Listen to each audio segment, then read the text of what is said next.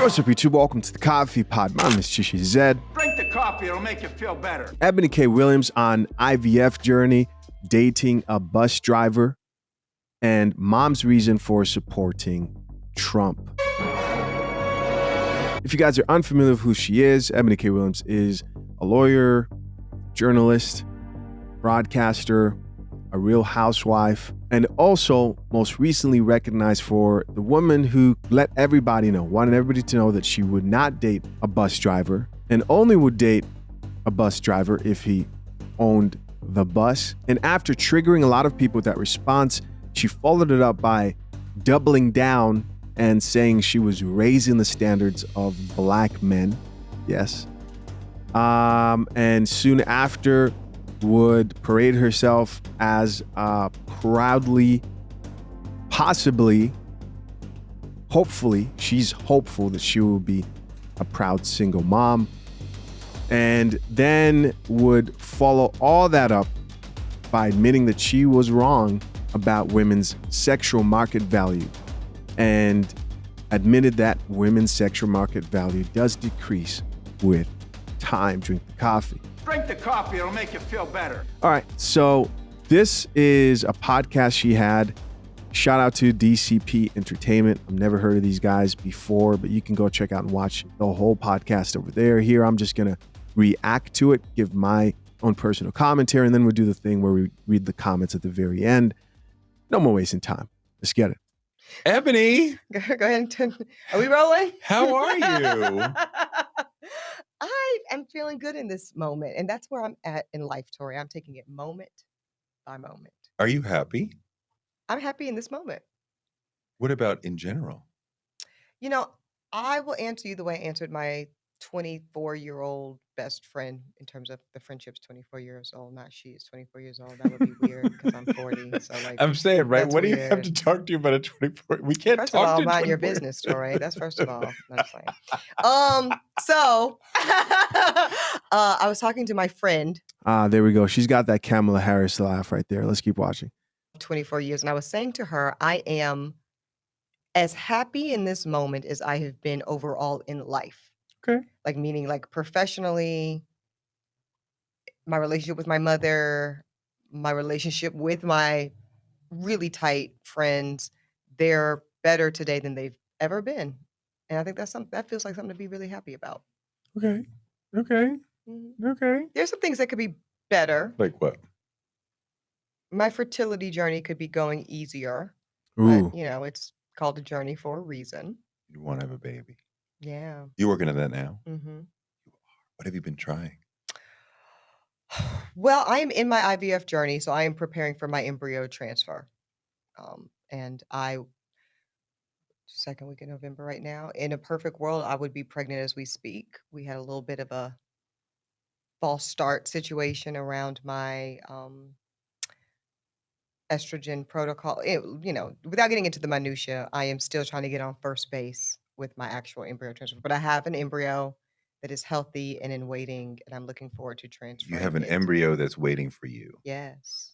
And you're good. Like you're ready to like, I wish I was pregnant yesterday. yeah, and you can be pregnant and you're going to be great. Thank you. Right?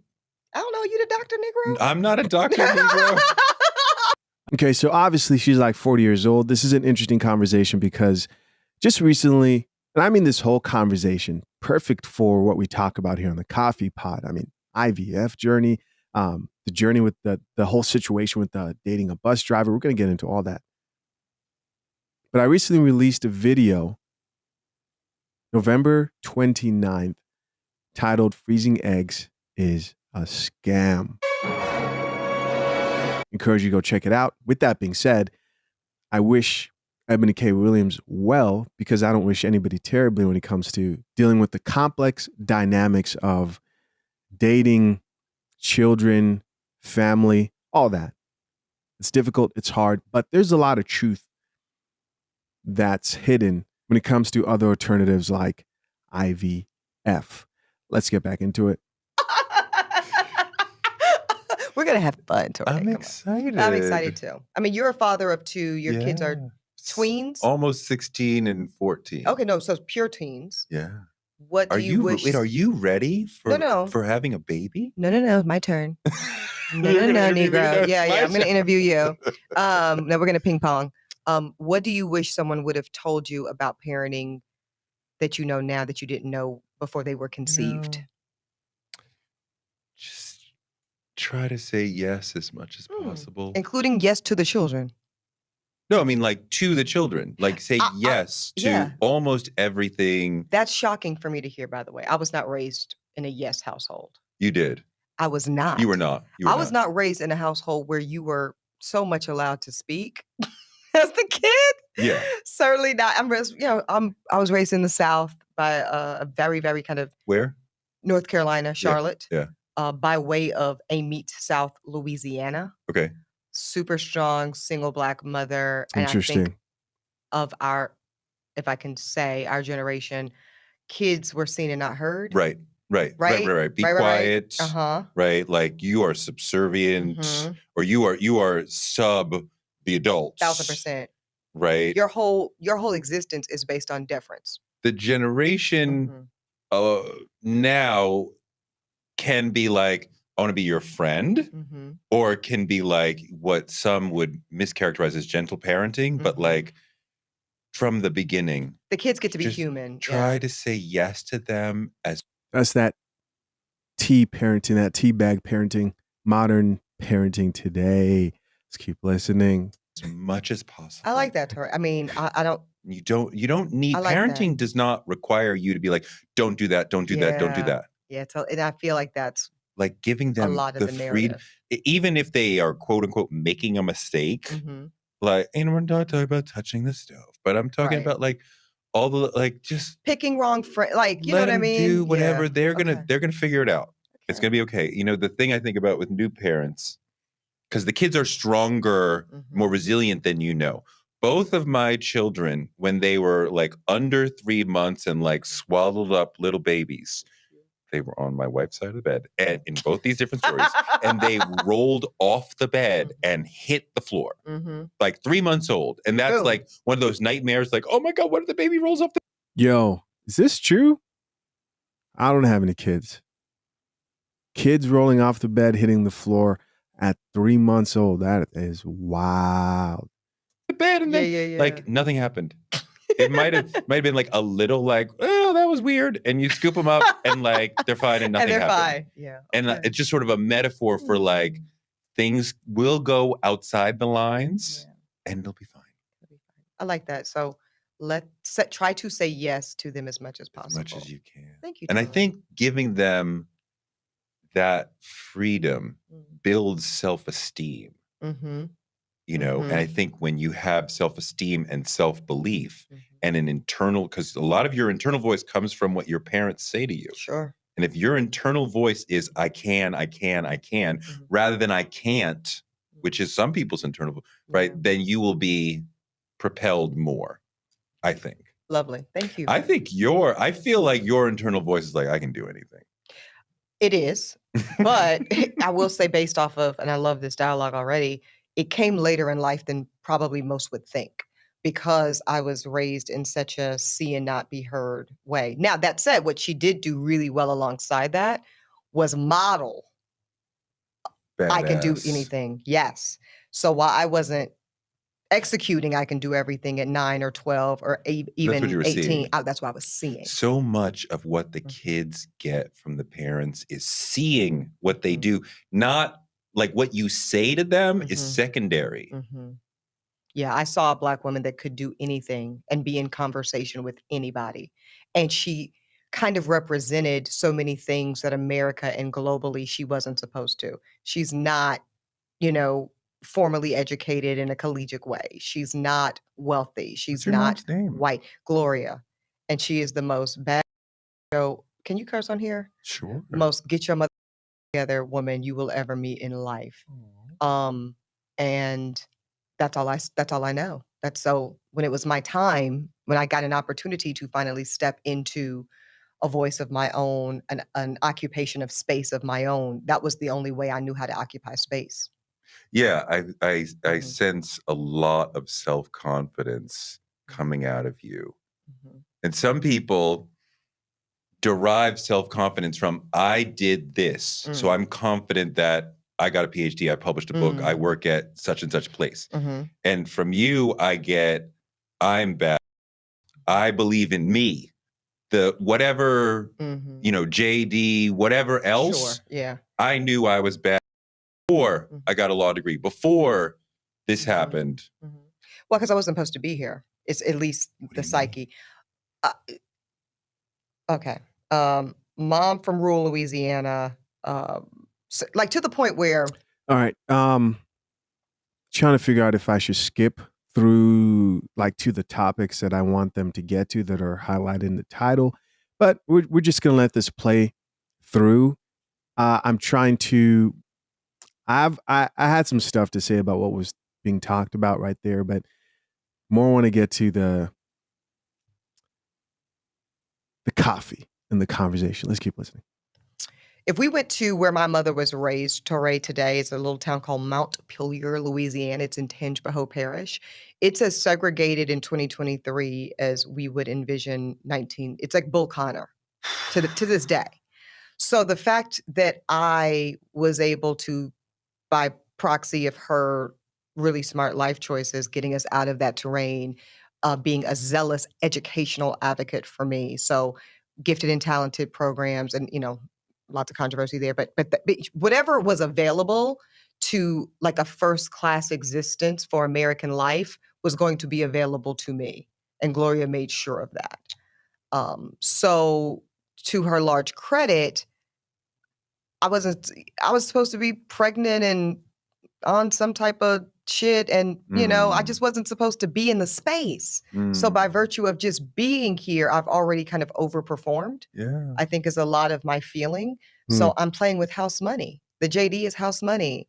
The, That's how you feel about your life. the I'm writing the ahead. first book, the writing the second book, the being colleagues with you on the Griot, the having the daytime syndicated judge show, being the youngest judge on air right now, the being the historic first Black woman to be on Real Housewives of New York. It's all house money, Torrey. I've already won. Now give me the house. Yes. Give me the house. Give it to her. So yes, I've known you for a long time. When I saw the bus driver thing with Iyanla VanZant, right? And here we go. What was Iyanla initiated it, right? She asked you. How did that? That was my. So I, being a frequent, as much of a fan as a frequent guest on The Breakfast Club. Yeah.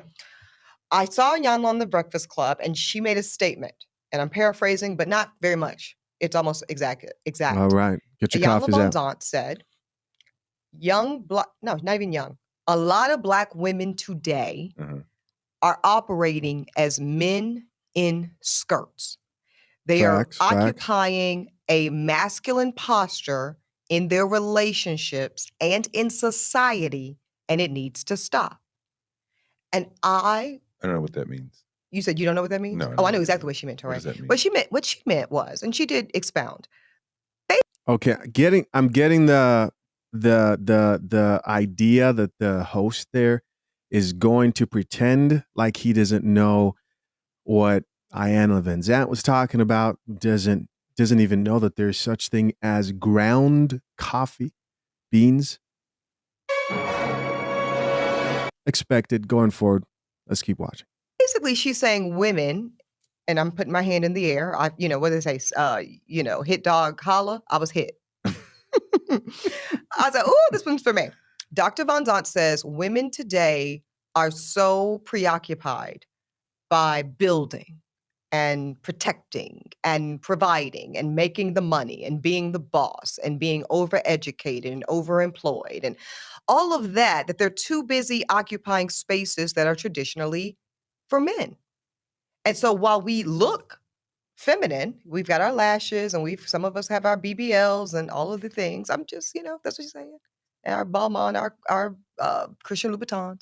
Aesthetically, we present feminine, but in terms of core values and how we show up in the world, we are masculine.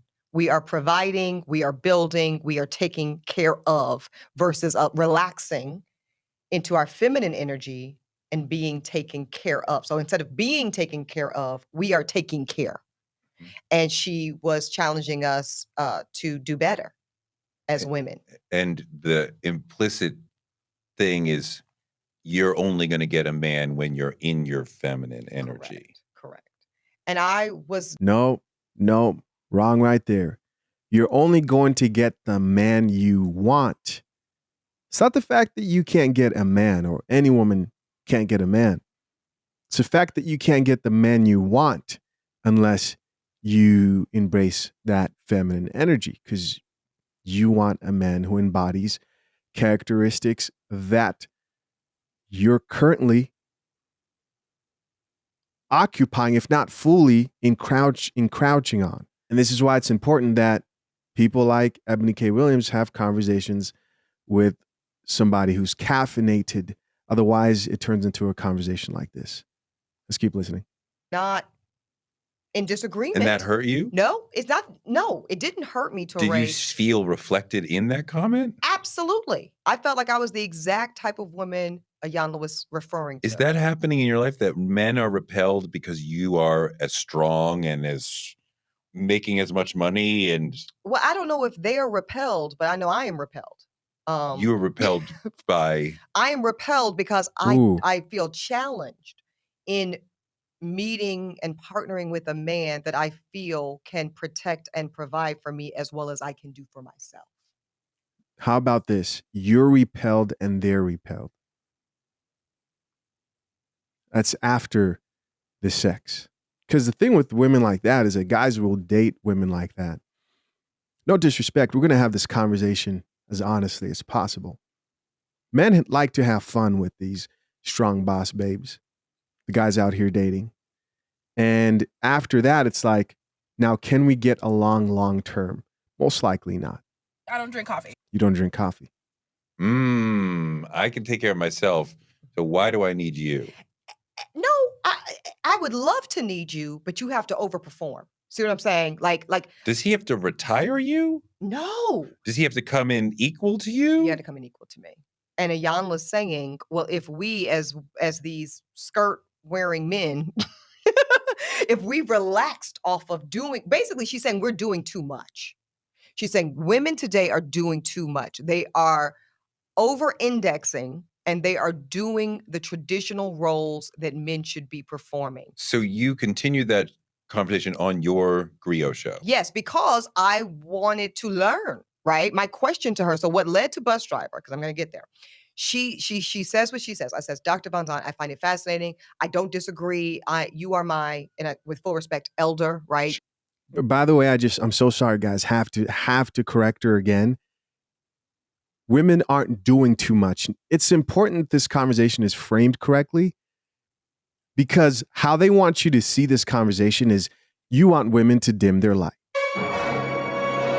That's how they want to frame the conversation, so that the chicks who are watching this don't feel bad, who are out here overperforming. That's not what it's about. It's not that you are doing too much. It's that you are asking for too much. You're asking for too much. Case in point, you want to operate like a man, and you want to use the same currency that men use to negotiate with women, which is what? Your accomplishments, your status. All these things are what you bring to the table. While men do want women who are competent and can take care of themselves, men don't make decisions when it comes to wives on how ambitious that woman is. If anything, you become more difficult. And so the more you make as a woman, guys, we know this is the same things we always talk about. The smaller your dating pool of qualified partners from your perspective, as that woman who's high accomplished becomes. Just keep listening. Sure. You are a veteran. Sure. I think Ayanna's almost 70 years old, right? You are someone that I She's am in wise. a posture of learning from. Correct. Sure.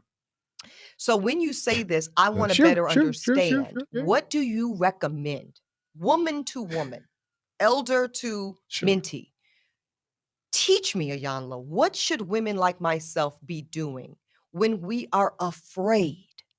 We are afraid, Dr. VanZant, that if we don't, go get it. Go to school. Go to more school. Yeah. Get all the degrees. Yeah. Get the big jobs. Make the $2, $3, $5 million a year. Yeah. Buy the house, which I've now done in Harlem, right? Buy my real estate. Ooh. Have my baby. If I don't do all of that, I am afraid, Dr. VanZant, that I will be without it. Right. Because I'm not seeing enough evidence with Right. my naked eyes Right. of the quantity of men being able to step into that posture for me. Right. I'm looking Right. at my sister to the left. I'm looking at my sword to the right. And I'm seeing women without. And I'm not going to be without. I'm going to just tell you, know me a long time. You know, I'm never going to be without. So therefore, I am afraid to trust what you are suggesting, which is if you wait, he will come. Right. If you do less, it will be provided for you. I want to believe that with everything in me, Torre. I still want to believe that. Right. But I am afraid because it's kind of Baldwin-esque, right? You know how Baldwin says in that famed debate with white boy, you are asking me to believe in an America that I have no evidence of seeing. William Buckley. Yes. A white boy. Yes, right. yes. Uh-huh. For sure. She's talking about this. Okay, so here's the problem here is, you know what? We'll keep listening. And that's kind of how I felt in that moment. Like, I hear you, Alon. I hear you, Iyanla, and I want to believe in this man coming to save us as Black women, but I've not seen the evidence of it. Wait. Is that what she said? Guys, I don't know. I can neither verify or recall hearing that. Maybe that's a conversation they had on a video that I did not watch. But there is no Black man coming to save women with the mindset, and this is going to sound terrible, but this is just what it is, with the mindset like Ebony K. Williams, because they have lied to women the same way that they have lied to men. They have told women that they can have it all, that they can have the millions, the success, that boss babe mentality, and still have the husband and still be able to have a family. Case in point, look at her own journey is a reflection of exactly that you cannot have it all. The IVF journey, right? Now you're 40 and you're on the decline of your fertility. You cannot have it all. Now, somebody's question to that may be, well, can't somebody like Ebony K. Williams be the type of woman who's successful, who's a millionaire, who's accomplished all these things, lawyer, broadcaster, real housewife, journalist? Can't you just find happiness with the guy who's just a good guy, just a good father, who isn't ambitious? In a perfect world, in this world where our nature does not matter, female nature, male nature, yes. But unfortunately, this is reality. And the reality is, she admitted it, not me. She said, I am repelled by those men. She looks down on those men. Hence, her not being able to date the bus driver, no matter how good his character is, because this goes counter to a woman's nature. Now, you may be sitting here wondering, well, why were people so upset? Well, most people think that she should date the bus driver. The video that I did, I was very specific to point out the problems with women who prioritize their career and why they'll most likely end up alone. Now, can some women find a guy who isn't that successful and they can power through it? I'm sure it happens. But most women, and I mean like the vast majority of successful women who are as successful, near as successful as Ebony K. Williams, could not stomach the fact of being with a man who she perceives she's a lot more financially successful. And this is why, as the man, and here comes the espresso, you have to accept the fact that a woman's love for you, no matter the woman, is always based on your burden to perform and provide for her. So what happens when society encourages women to be successful, strong, boss babes? Well, those women especially the ones who are higher performing, find the average man that much more unattractive, economically unattractive, and are waiting on some black man to come and save them, in the words of Ebony K. Williams. When really, they've been lied to, and you cannot have it all. That's just the truth. Let's keep listening. Not seeing Not it. even in my own family. Right. Not even my own father. So then. And then she says, would you date a bus driver? And you and the whole shit went left. No, it didn't go left with that. See that laugh? It went left as far as making it into a cultural moment. Right. When you said, if he owned the bus. So you said I took it left.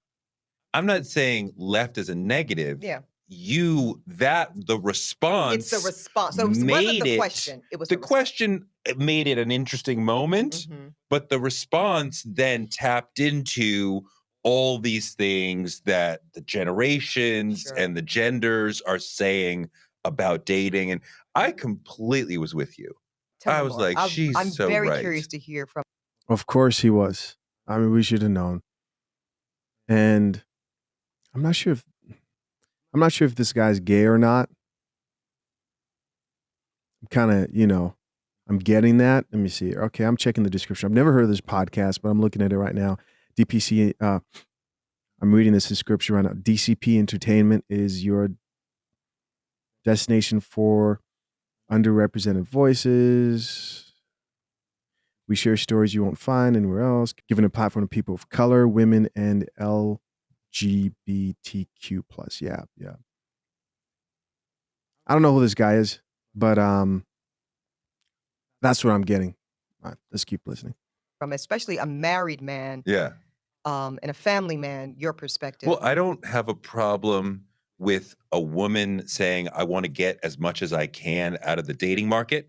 And I aspire to somebody who owns a company rather than somebody who just works at a company. I thought you as a person, you're a multi-hyphenate. You're always doing 3 to 5 things at once. So that shows a lot of ambition and a lot of thought and able to flow in lots of different circles.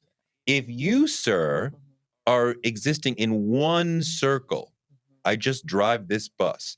There's nothing wrong with driving a bus, but you only do one thing. So you're showing a certain level of ambition, a certain level of comfort of just doing one thing, rather than being one of those people who's like, I need to think of something else and something else and something else. I can do more. So that's not a very good fit. Somebody who only does this one thing versus somebody who does 5, right? Like, I mean, the people who do 5 things are kind of extraordinary, right? Like it's a fringe position in the world. Fringe is a good word. So it's not, it's not fringe, a fit. Just to stop for 1 second, because I think it's really important what you're saying right now, Toure. This is crazy. Again, if a man was in her position, he would be okay with the woman who just did one thing and was otherwise a good mother. If he found that woman attractive enough,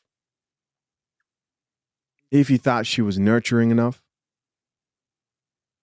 thus proving that men and women want different things. And that's what's missing in this conversation is what men are looking for versus what women are looking for. Fringe just means different than most. Right. You know what it doesn't mean? It doesn't mean better than. No. It doesn't mean more valuable than. But also, it doesn't mean any of that. It just means different than. I know you are like, let's go to Paris. Let's go to Jamaica. Let's go to the museum. We can go to the Jay-Z concert. Let's also go to the opera or the ballet or whatever. Sure, If somebody is not there, and I'm not saying a bus driver isn't necessarily there, but I have to know, well, who is he? Is he the kind of guy who most men who are ready to get married aren't there, meaning they don't want to marry a woman who's traveling, who's a world traveler and is jumping from one city to a state to a concert, living single. And is able to say, Let's go to Paris. Fine. Let's go to Jamaica. Let's go to the whatever. Like I have to know. Yeah. Right. I'm not sure. Right. Off the bat, I'm like, I'm not sure that we're gonna get that. Well, the notion of fit, I think, is really important, and I don't think enough time in this broad conversation that snowballed from Bus Driver Gate. I think people like to say things like, if he loves his mama and he's a good person and he's a good man and he has good values. But I don't think we're unpacking values. Right? So when we say good values, what are good values to me might look very different than what are good values to you. Someone might say good values, I'll prove it to you. Someone may say good values is someone who gets up in the morning, works their job, works their 40 hours per week, and retains the majority of their time and energy for their family. Someone might say that is good values. That is. And it is.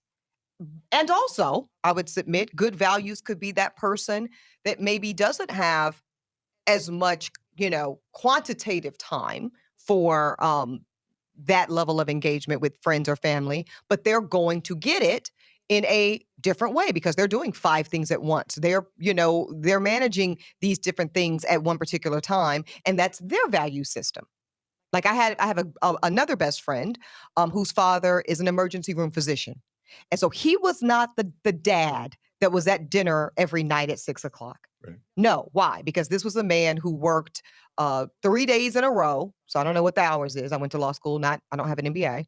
Okay. But he works 3 days nonstop in a row. And then he would be off for 2 and then back on, and those types of schedules. I think that was a man of high values. For sure. But he's probably not going to be well fit with a woman or man who is preferring of a value system that says we prioritize quality time as a family. Let's also be real that when we have a class mismatch in a relationship, that can be difficult. We can have a hard time if we come from different classes. So we have entirely different approaches to money from where we grew up, even though now we're both middle class or whatever. Jesus. These guys just totally, they're a bit out of touch. This conversation is going really bad. I mean, the very definition of something like hypergamy, which women practice, is the strategy of dating a man who is in a higher class than you, whether that's financially or socially. That's what most women aspire to do. It's how they select for the highest value man who they can attract, right? They want the best genes possible to reproduce with. So that's something that's practiced all the time. Guys, look around you. How many rich guys do you see in entertainment who go after chicks who are lower class than them? Why? Because we all know by proof that women are hypergamous. Now, they may not know that term, but that's exactly what's happening right there. And let's go back to that whole example she gave of the doctor who's working consistently. Yes, he may not have the type of family dynamic where he can be home all the time, but it's a give and take. What he's getting instead of that is the ideal income, or closest to the ideal income that he probably wants. And what he's losing out on is quality time. Now, he can have a woman who stays at home and takes care of the kids, and they're able to make it work. The problem is, a woman in that situation, who's that doctor, they usually have a difficult time having a man who's a stay-at-home husband. And just because you can say, oh, well, I'm one, you don't account for the statistics that literally prove that when a woman out-earns a man, she's more likely to initiate a divorce. If a woman gets a promotion at a job, she's more likely to initiate a divorce. Women complain that they do too much in marriages. Can you imagine what the world would look like if the Ebony K. Williams, just what women would be complaining about constantly on TikTok, if every woman became Ebony K. Williams and men were at home taking care of children the way they would, right? Playing video games, hanging out. It's like, oh, look, they did it again. They'll probably blame the patriarchy all over again, tricking them to become breadwinners and come home and help out with child rearing. Look, they set the standard for what's considered successful, and it all come back around, man. Let's keep listening. But what you're doing and achieving, right? You're upper middle class, right? Mhm. Let's be real. If you're driving a bus, Mhm. you're not upper middle class. You're probably in New York City, you're probably not middle class. No, you're probably working class, aspiring to middle class. Yes. Yes. And that is a different world and a different language in many ways than what you're talking about. Yeah. And like, let's be real. Marriage begins as an economic institution so that wealthy families can combine their wealth and keep it going. I think that's already controversial. The notion that it should be just about love and we shouldn't think about how much this person is making or what they might make or their relationship to money.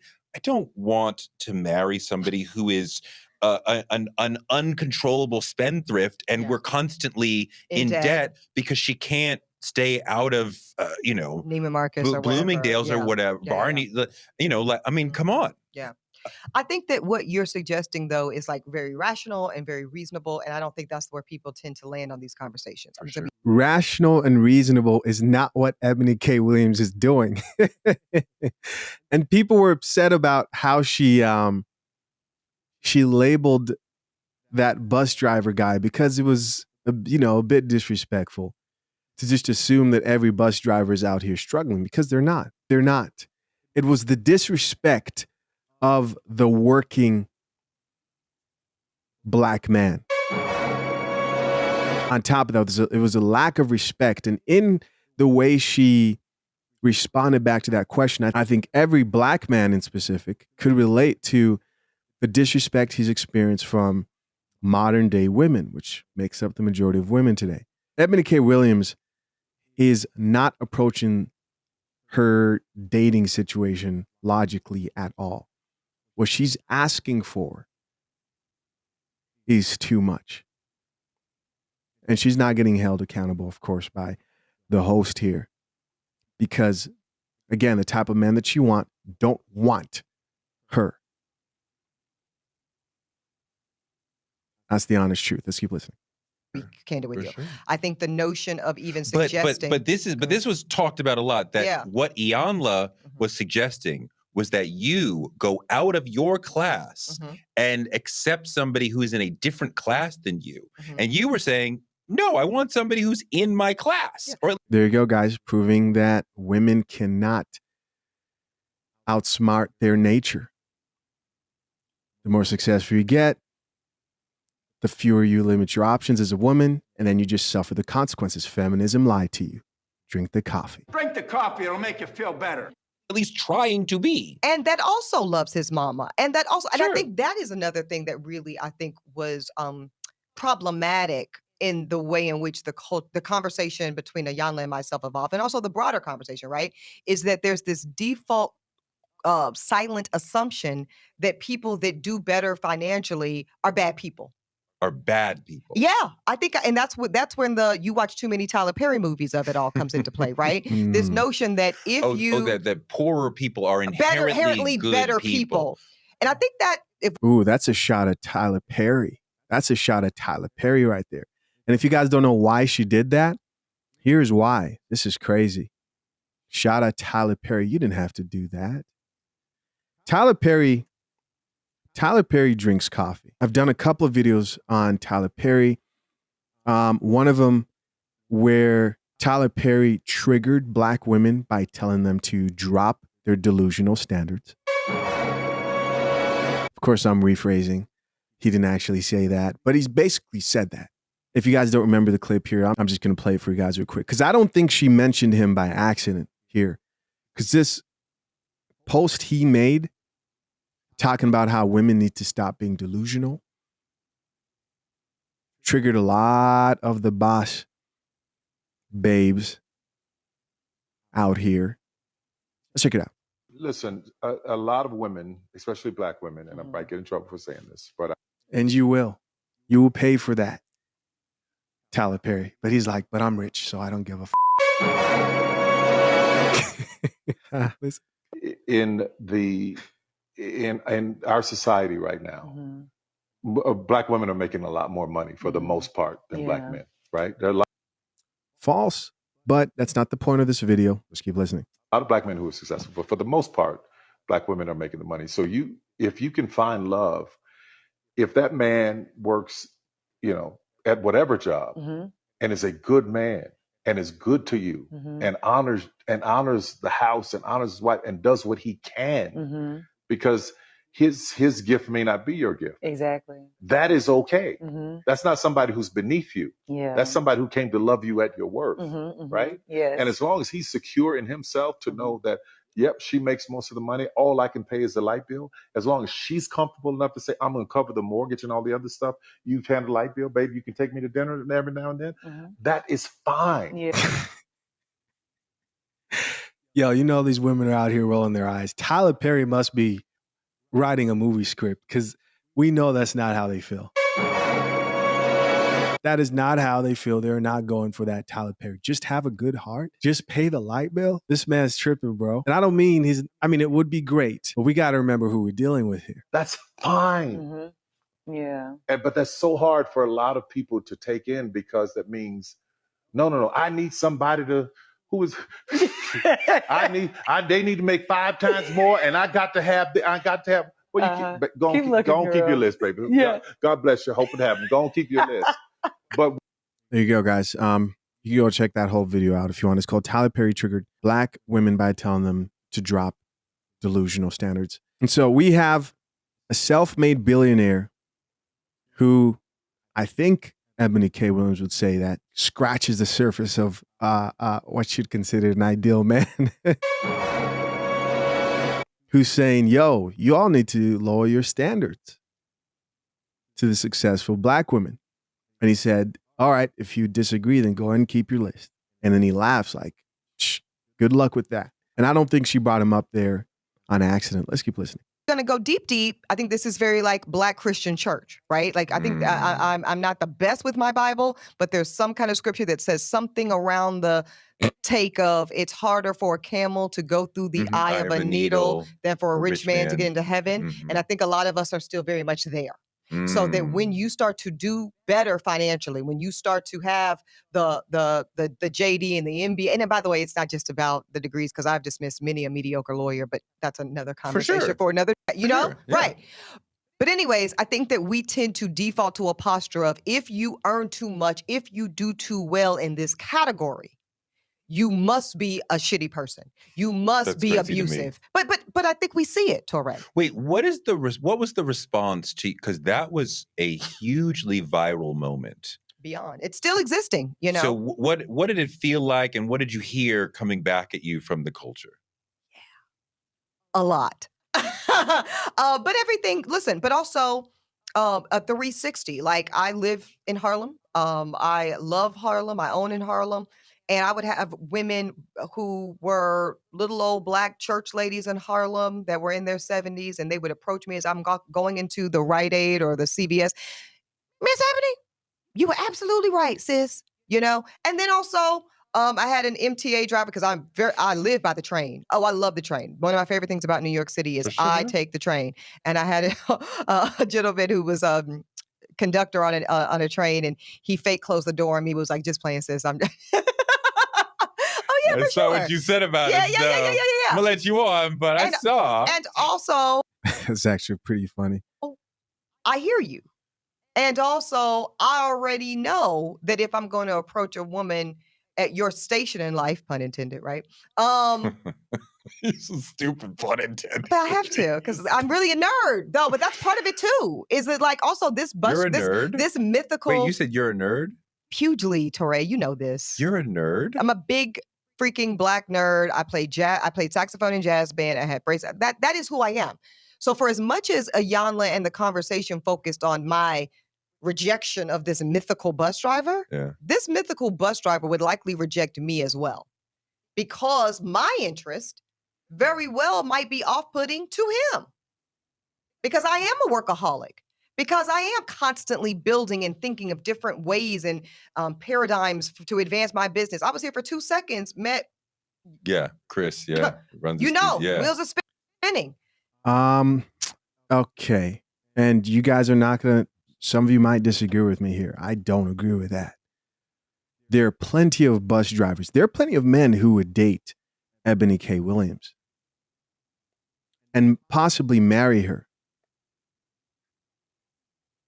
That's the truth. That's the gag about this whole thing is the women out here, they're failing at marriage, not because they're no men, but because they think they're too good for the men that they actually qualify for. You think you're better than everybody in a coffee shop? They think they're better than everybody in the coffee shop. Now, when I say those men would give her a chance, I'm assuming if she was willing to say, you know what, I'm going to power through this. I'm going to be as humble as I possibly can. And I'm going to need the help of God to probably get through it. And I'm not going to treat you like shit and treat you like I think that I'm better than you. Then yes, it could be possible. But in a lot of these women's disposition and just how they are in general, if they do get with the bus driver, she will treat you like she is doing you a favor. Now, I won't say that there aren't men out there who will look past her and say, no, I'm not even going to deal with that, bro. But if you don't think there are men out here who actually wouldn't marry Ebony K. Williams or at least attempt to make it work, now it's going to be a terrible experience for both sides. It's going to end in divorce, most likely, because of the mindset these women are coming into the situation with of, I can have it all. They would literally rather die alone than be realistic. When you figure that out, all the sympathy you have for the women who are quote unquote struggling, you realize, oh shit, they're doing this to themselves.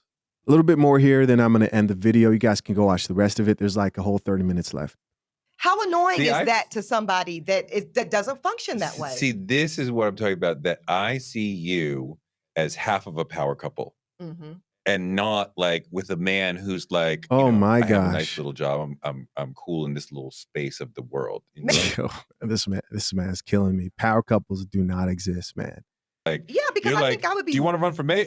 Because I'm support you. Listen, what we're doing, and I think that is. Or I might run for mayor. You going to support me? Well, and it's also like, listen, Charlamagne asked me one time on the Breakfast Club, separate interview, like, what do you bring to the table? Right. You, yes, Ebony. Yes. And I wasn't offended because I actually thought it was legitimate, Torre, because I don't think. All right. We're moving on. You, Ebony, you goddess. Let's check out some of these comments, man. If you guys want to watch the rest of that, DCP Entertainment, you can go out and watch the rest of that video. To me, this just proves that there's no hope. She's obviously waiting for the IVF thing to go through. Ebony K. Williams does not think that she's wrong at all for what she expects and doesn't think that she's asking for too much. But look at her life.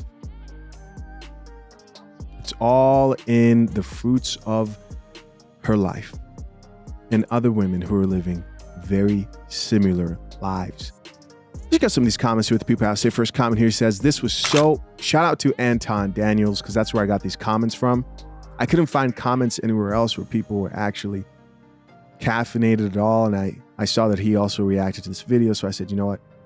I'm going to see what they got going on over there in the comment section, and just took a bunch of comments from his YouTube channel. This was so heartbreaking to see two professionals at their level having a conversation that's so out of pocket, disingenuous, and just clueless to culture. This commenter goes on to say, he's given advice that doesn't reflect responsibility, and she's given advice that doesn't reflect accountability. She's basically saying, I'll give you hell if you don't have a good work ethic. What's sad is the same thing she's asking from her white ex-husband is the same reason she mentioned men and / or black men. That value family first would not be a good fit for her. Her thing is, she wants to motivate, coach, push, damn near bully a man into becoming the man who she wants. Maybe she missed playing with her father. She mentioned playmates. Blessings to Ebony K for at least being self-aware. It's unfortunate for some women. Let's keep going. The person she wants quite literally doesn't exist, as commenter says. She wants an alpha, black male who's at least 5 years older than her at 40, but needs to be fit like a 30-year-old, has a major business or assets worth over $100K yearly. I'm assuming they got more into that as the video kept progressing. This commenter goes on to say, you can't name a black man in America who fits that description that isn't A, already married, B, divorced/single, but already has a family, doesn't want more, or C, is available, but would never date someone like her because they can get a 30-year-old who is fit and feminine without the attitude. Come on. Coffee machine. Here's somebody else who says, as a 38 male who is single, I'm fortunate to be debt-free and no children and can go where I can freely travel without being tied down by miserable females with unrealistic expectations on what a man is supposed to be. Somebody else here says, I'm starting to think the bigger problem is giving so much of a spotlight and focus to women like Ebony K to broadcast the resentments resulting from enabled bad decisions coming home to roost. Here's somebody else who says, I'm thinking giving them the spotlight is the best thing we can do. And they responded back to that comment. It allows us to document with receipts and helps men to see the contradictions and women to see the end result. Another man here says she's eventually going to realize in the next few years that the man she wants have better options than her. A final comment here says, bottom line is time has caught up and she has to go figure it out. She's had her chances and couldn't seal the deal and keep the man. The men in her tax bracket tend to be older and also attached to families. She has to find a small percentage of men available for her. Good luck with a short short. Guys, listen, as always, I'm curious to know, what do you think? Leave your comments down below. I appreciate you, as always, for checking out yet another episode of The Coffee Pot. Till next time, I'm out. Peace.